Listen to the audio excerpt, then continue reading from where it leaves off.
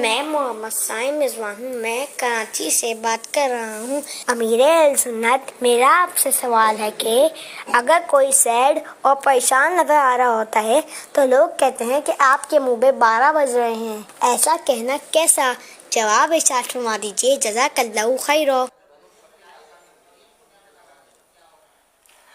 اس تو کیا کیا ہے، کیا کہا جائے اس پر۔ 12 کا عدد اچھا ہے، اصل ایک طبقہ دنیا میں پایا جاتا ہے جو مسلمان نہیں ہے، وہ اس طرح کے الفاظ جو جیسے ہم 12 کا عدد جو ہے نا، یہ اچھے شگون میں لیتے ہیں، نیک فال میں لیتے ہیں، اور مطلب ہم اچھا سمجھتے ہیں، اس لیے کہ 12ویں والے آقا صلی اللہ علیہ وسلم کی نسبت۔ لیکن ایک طبقہ دنیا میں پایا جاتا ہے جو غیر مسلم ہے، میں نام نہیں لیتا ان کا، مجھے مطلب میں جانتا ہوں اس طبقے کو، اور جو سمجھتے ہیں وہ سمجھ جائیں گے۔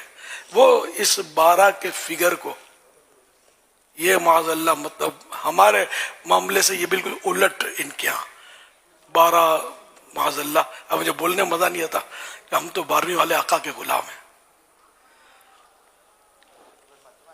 عدد ہم کو 12 کا کیوں ہونا پیارا کہ 12 تھی تاریخ جب یار آئے صلی اللہ علیہ وآلہ وسلم۔ خیر، تو اس لیے وہ ہو سکتا ہے ان کی طرف سے یہ چلا ہو کہ اس کے منہ پہ 12 بج رہے، 12 بج رہے ہو تو مدینہ مدینہ ہے، آقا کی نسبت والے 12 کسی کے منہ پہ بج رہے ہو تو ہمارے نزدیک ہے، تو یہ عین ممکن ہے وہاں سے ہی چلا ہو۔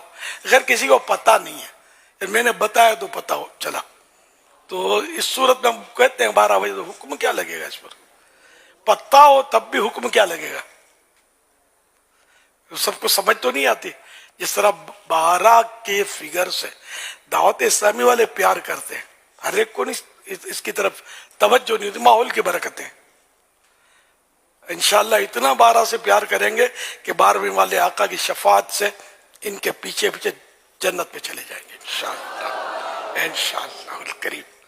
صلو علی الحبیب صلی اللہ علیہ محمد۔ تو اب جب میں نے بتا دیا کہ 12 کا فگر، اب یہ پریشانی کے طور پر کہ اس کے چہرے پر 12 بج رہے، تو یہ ذرا اب ایسوں کو جن کو پتہ چل گیا، مناسب یہ کہ نہ کہیں۔